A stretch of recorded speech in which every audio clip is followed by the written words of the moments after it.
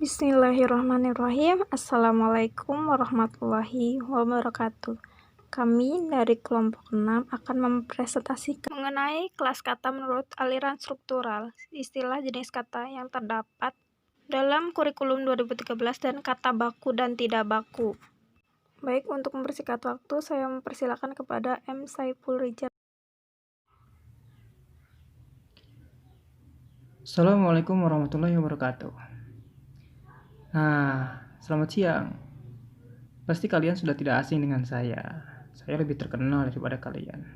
Ya, Winnie the Pooh. Tapi untuk sekarang, anggap saja saya adalah Muhammad Saiful Rijal yang akan mempresentasikan materi morfologi bersama rekan-rekan, yaitu Silvi, Tuti, dan Puah. Oke. Materi yang diambil oleh kami atau yang ditugaskan oleh kami pada kami adalah kelas kata menurut aliran struktural, istilah jenis kata yang terdapat dalam kurikulum 2013, dan kata baku juga kata tidak baku. Nah, di sini saya akan menjelaskan tentang kelas kata menurut aliran struktural. Oke, pengertian dan sejarah. Kelas kata adalah golongan kata dalam satuan bahasa berdasar kategori bentuk, fungsi, makna dalam sistem gramatikal. Kelas kata mempunyai beberapa fungsi penting, di antaranya adalah penyusunan kalimat. Nah, tentunya dalam penyusunan kalimat. Di antaranya melambangkan pemikiran atau gagasan semula yang berupa gagasan yang bersifat abstrak, lalu bisa lebih konkret atau terstruktur itu tadi. Kalian pasti tahu kan apa artinya dari struktur itu sendiri? Nah, kita masuk dalam sejarah teori struktur. Oke. Teori struktur atau teori struktural mulai berkembang pada abad 20. Nah, sebelumnya saya mau mengenalkan. Di sini saya dibantu oleh teman saya, yaitu tangan sebelahnya lagi. Nah, kelihatan? Oke. Nah, teori struktural berkembang pada abad 20. Pada abad 20. Atau lebih tepatnya lagi pada tahun 1916.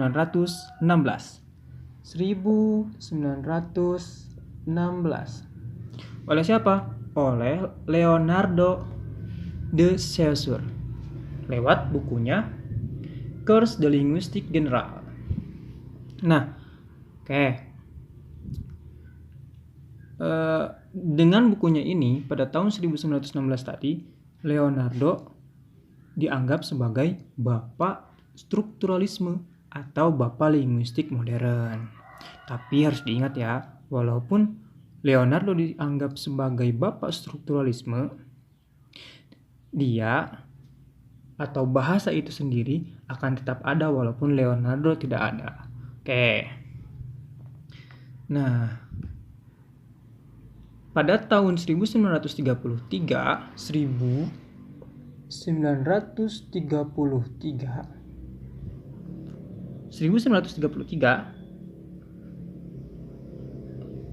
teori struktural mulai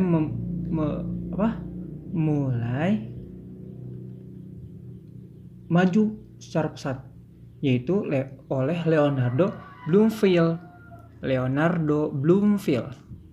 dengan menerbitkan bukunya yang berjudul Linguage atau Linguic atau apalah itu bahasa Inggrisnya, Linguic. Nah,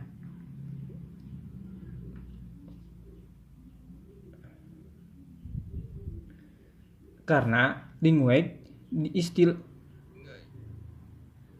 diartikan dengan struktural dipakai dalam arti yang lebih luas, yakni pengertian yang berkaitan dengan semua tata bahasa dengan tekanan pada struktur fonologi dan gramatika bahasa yang berada dalam posisi berlawanan dengan tata bahasa yang mengutamakan arti. Gitu. Lalu teori struktural dikenalkan di Amerika oleh Franz Boas, Edward Sapir, dan Leonard Bloomfield. Namun, ketika tokoh tersebut memiliki perbedaan fokus pandangan, Fernbus dan Edward Sapir lebih fokus pada antropologi, sedangkan Leonardo Bloomfield lebih fokus pada empirisme, yaitu keilmiahan linguistik. Keilmiahan linguistik. Linguistik itu adalah ilmu tentang bahasa, dan bahasa sudah ada sejak lama. Seperti yang dibahas oleh Listiawati waktu presentasi kemarin. Oke. Nah, mungkin sekian dari saya. Presentasi saya. Oke. Langsung dilanjut oleh rekan saya yang bernama Silvianti Ardiansa. Silakan Silvi. Bro, Silvinya mana? Aduh. Silvinya lagi sebentar lagi juga datang. Oke, terima kasih. Baik, terima kasih untuk Rizal yang telah menyampaikan materi sebelumnya. Baik, langsung saja ya, Silvi akan menjelaskan materi yang Silvi sampaikan ini untuk mempersingkat waktu. Yang pertama ada aliran Bloomfieldian. Penamaan ini berangkat dari nama sebuah tokoh yaitu Bloomfield, yaitu tokoh dari aliran struktural. Secara garis besar, aliran ini termasuk ke dalam aliran struktural. Nah, buku yang paling populer pada karya si Bloomfield berjudul Language. Buku ini mengungkapkan segala hal mengenai bahasa sehingga tidak berlebihan apabila buku ini dinamakan balonnya ilmu bahasa. Nah, jadi wajib nih untuk teman-teman mengetahui buku tersebut. Buku tersebut dipakai sebagai pedoman atau sering diikuti para ahli bahasa yang lain. Nah, aliran ini disebut juga aliran struktural Amerika. Nah, selengkapnya bisa dicari sendiri ya oleh teman-teman. Itu hanya pengetahuan-pengetahuan yang Silvi dapat sendiri. Dan yang kedua mengenai aliran Neo-Bloomfieldian. Tadi kan Bloomfieldian. Nah, sekarang tuh Neo. Ada Neonya. Nah, ini aliran apa sih? Aliran ini sebenarnya merupakan pengembangan dari aliran Bloomfieldian. Jadi aliran Bloomfieldian ini diteruskan lagi dan melakukan pengembangan sehingga aliran ini kayak menciptakan aliran baru yang dinamakan Neo-Bloomfieldian. Nah, aliran ini nih disebut juga aliran post-Bloomfieldian, tata bahasa taksonomik atau tata bahasa segmentasi.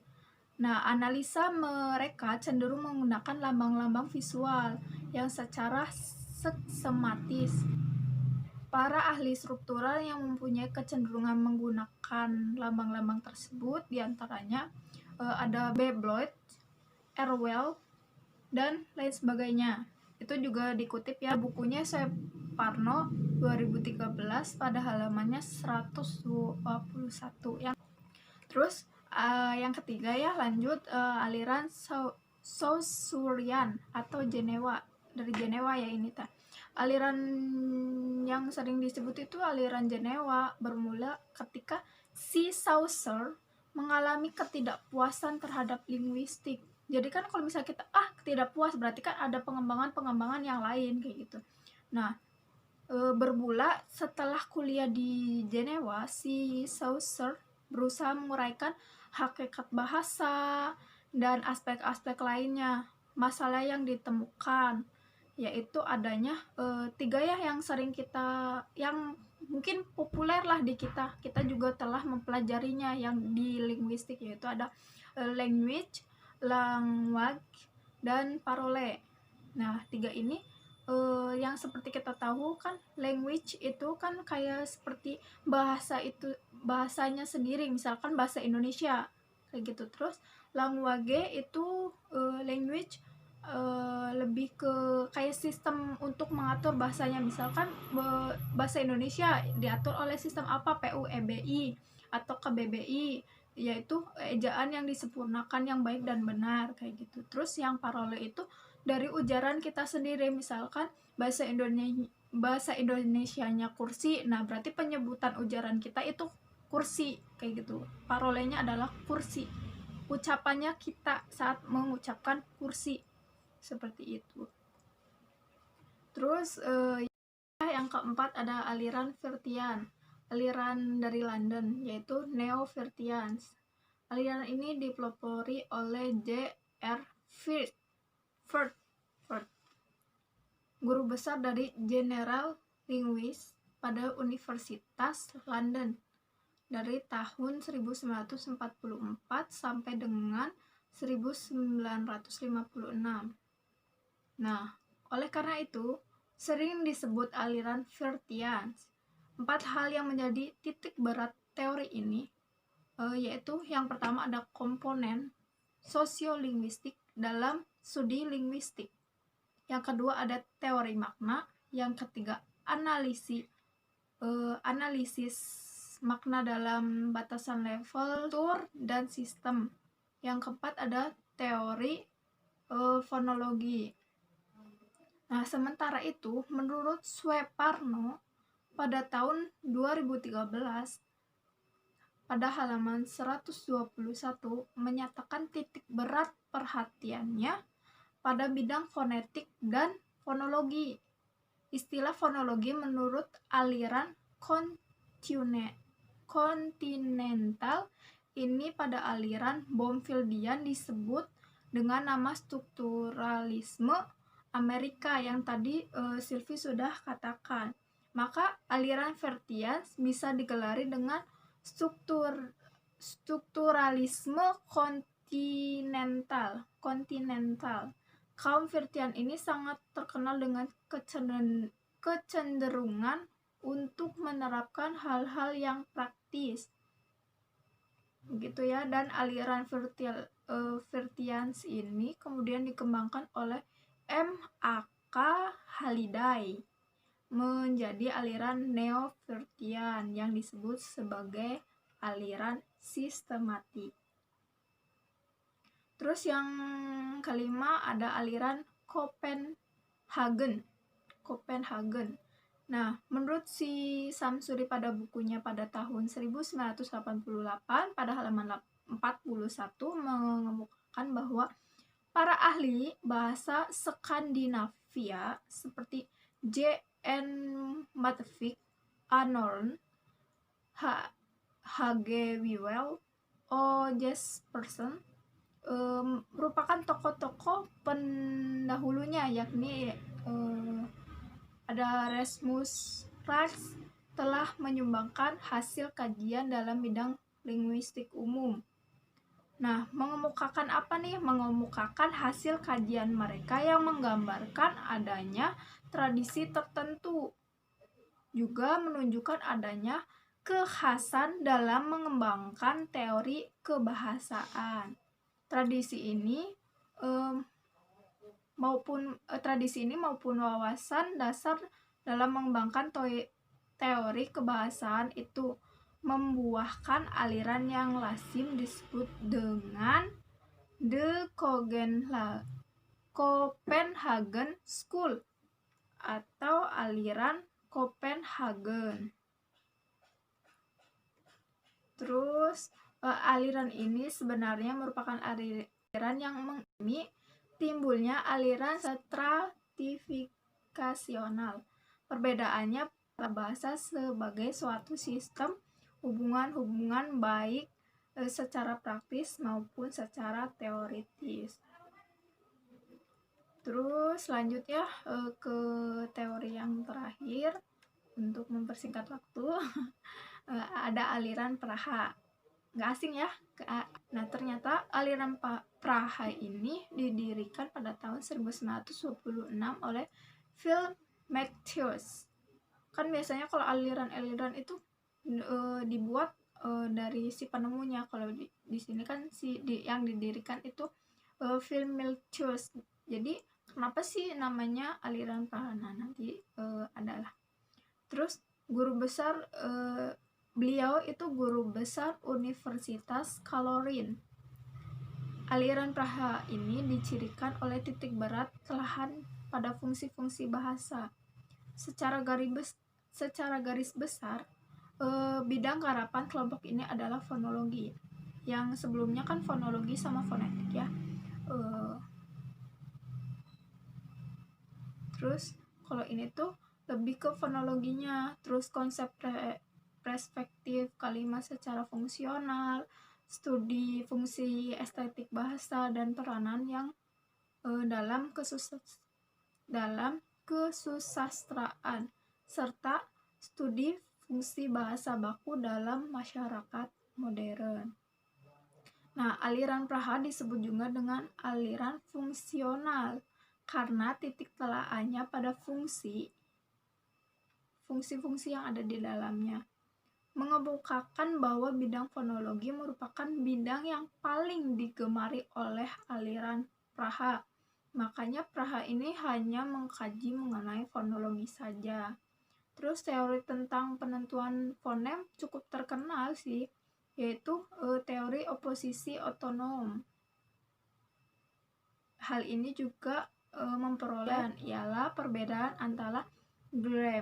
antara grammar dan style. Baik, Sylvie hanya membahas materi mengenai aliran-aliran dan materi selanjutnya akan dijelaskan oleh Teh Puah. Baik, silakan Teh Puah. Terima kasih. Bismillahirrahmanirrahim. Saya akan menjelaskan tentang istilah jenis kata yang terdapat dalam kurikulum 2013. Yang pertama ada kata kerja atau verba. Merupakan jenis kata yang memiliki fungsi menerangkan sebuah tindakan, pengalaman, keberadaan, atau seluruh bentuk aktivitas dinamis lainnya.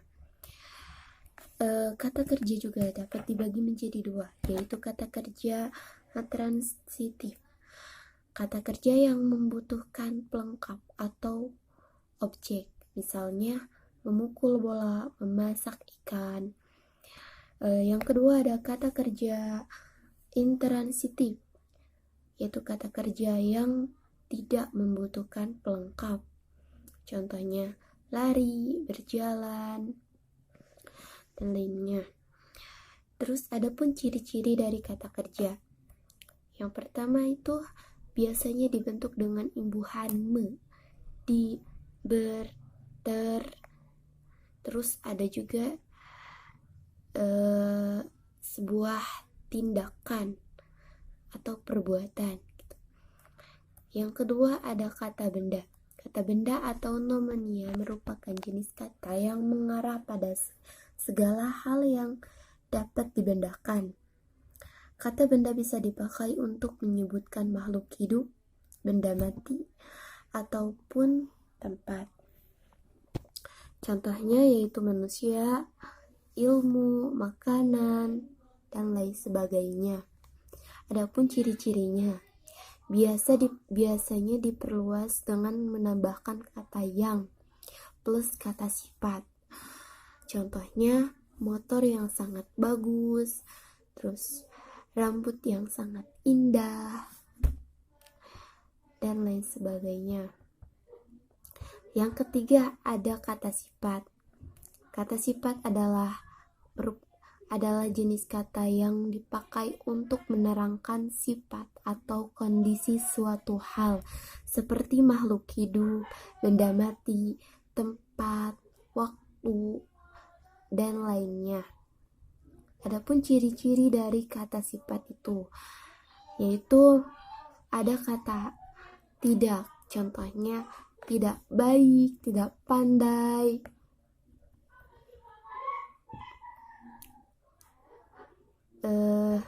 Ada juga ciri-ciri dari kata sifat tersebut, yaitu sebagai penguat. Biasanya dipakai untuk kata amat, sangat, paling, sekali, benar. Contohnya sangat luas, amat banyak, dan lain sebagainya.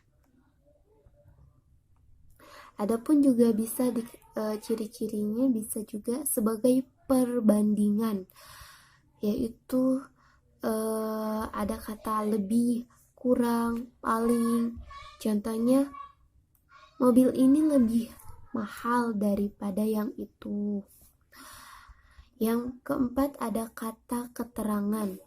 Kata keterangan merupakan jenis kata yang menunjukkan keterangan atau penjelasan mengenai kata lain atau kata bilangan, kata kerja, dan kata sifat dalam suatu kalimat. Tetapi tidak disertakan dengan kata benda atau kata ganti benda. Adapun ciri-ciri dari kata keterangan, yaitu memberikan penjelasan mengenai kata lain. Dapat dipakai untuk seluruh jenis kalimat. Tidak dapat dipakai untuk sebagai penjelas kata benda atau kata ganti benda. Kata kerja juga dapat jenis-jenis kata keterangan itu terbagi menjadi beberapa. Adapun kata keterangan cara, kata keterangan alat, kata keterangan kepastian, sebab akibat, tempat, waktu, dan sebagainya. Contohnya, saya ambil kata keterangan tempat. Contohnya yaitu akhir tahun ini Sukma dan sekeluarga berencana liburan ke Gunung Ciremai, Kuningan. Nah, seperti itu. Jadi terdapat kata tempat yang ada di belakangnya, yaitu ada kata keterangannya gitu. Biasanya ditempatkan di awal kalimat atau di akhir kalimat. Yang kelima ada kata ganti. Kata ganti atau pronomina terdiri dari 3 jenis kata. Yang pertama ada kata ganti petunjuk, seperti kata ini, itu, begini, begitu. Contohnya, ini itu lebih bagus daripada yang ini. Maksudnya misalkan buku ini sangat bagus untuk ditulis cerita. Terus yang kedua ada pronomina persona kata ganti orang. Misalkan saya, kamu, dia, engkau, mereka. Contohnya, mereka baru saja pergi ke Gunung Merapi gitu. Yang ketiga ada pronomina penanya, seperti kata apa, di mana, mengapa, bagaimana, apa, dan kapan. Contohnya kita menanyakan kapan sih terjadinya Gunung Merapi itu meletus, seperti itu. Yang keenam ada kata bilangan. Kata bilangan adalah jenis kata yang dipakai untuk menghitung banyaknya orang, binatang, benda, dan lain sebagainya. Contohnya sejuta, pertama-tama, kedua, sepertiga, seperti itu.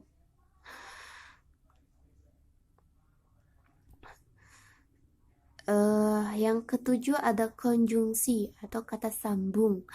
Kata konjungsi adalah jenis kata yang berfungsi menghubungkan dua kata atau dua kalimat. Adapun macam-macam konjungsi.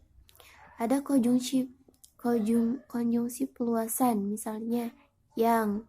Terus ada konjungsi pengantar objek, misalnya bahwa. Ada konjungsi penggagas.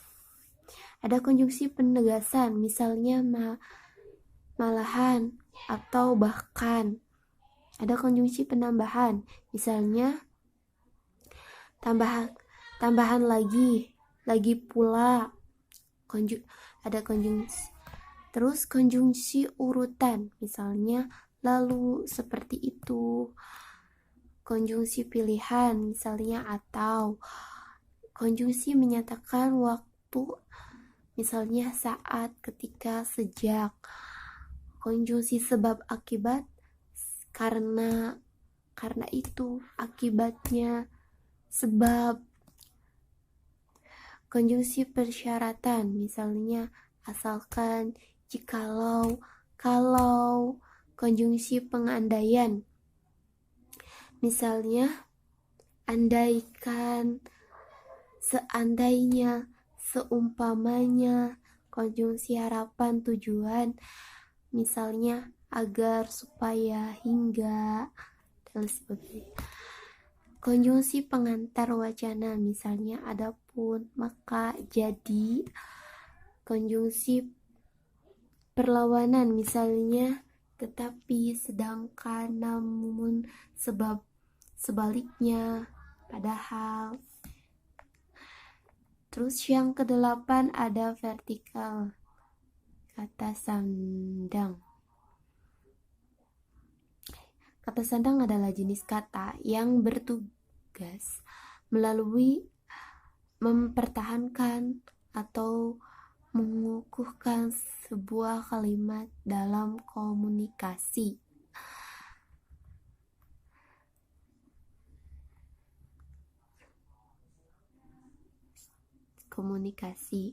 Unsur ini digunakan dalam kalimat tanya, perintah, dan pernyataan. Contohnya, tolong tutup pintu itu. Nah, itu contohnya sebagai dari kata perintah. Baik, itu saja yang bisa saya sampaikan. Kurang lebihnya mohon maaf. Terima kasih. Terima kasih kesempatan yang telah diberikan kepada saya untuk menjelaskan mengenai kata baku dan tidak baku. Nah, kita tahu dulu pengertian kata baku adalah kata yang penggunaannya sudah sesuai dengan kaidah atau pedoman bahasa Indonesia yang telah ditentukan. 1. Menggunakan bahasa yang tidak mengetahui bentuk penulisan dari kata yang dia maksud. Yang kedua, menggunakan bahasa yang tidak memperbaiki kesalahan dari penggunaan suatu kata. Itulah yang menyebabkan kata tidak baku selalu ada. Yang ketiga yaitu terpengaruh oleh orang-orang yang terbiasa menggunakan kata-kata tidak baku. Yang keempat yaitu terbiasa menggunakan kata tidak baku. Nah, di sini juga ada berikut merupakan ciri-ciri dari kata tidak baku, yaitu yang pertama, tidak memiliki subjek atau predikat atau keduanya. Yang kedua, menggunakan kata-kata, frasa atau bentuk lainnya yang tidak perlu. Yang ketiga, dapat terpengaruh bahasa daerah atau bahasa asing. Yang keempat yaitu terpengaruh oleh perkembangan zaman. Yang kelima yaitu digunakan dalam pembicaraan santai sehari-hari. Nah, di sini juga ada salah satu contoh kata baku dan kata tidak baku. Salah satunya yaitu yang pertama, abjad. Kata baku disebut dengan kata tidak baku yaitu abjad. Sedangkan nomor 2 yaitu kata baku yang disebut dengan kata kalimatnya yaitu alfokat. Dan kata tidak baku yaitu alpokat. Yang ketiga yaitu kata baku yang disebut dengan kalimatnya dengan afdal. Dan kata tidak baku yaitu afdol. Yang keempat yaitu kata baku, kata kalimatnya yaitu aktif. Sedangkan kata tidak baku dan kalimatnya yaitu aktif.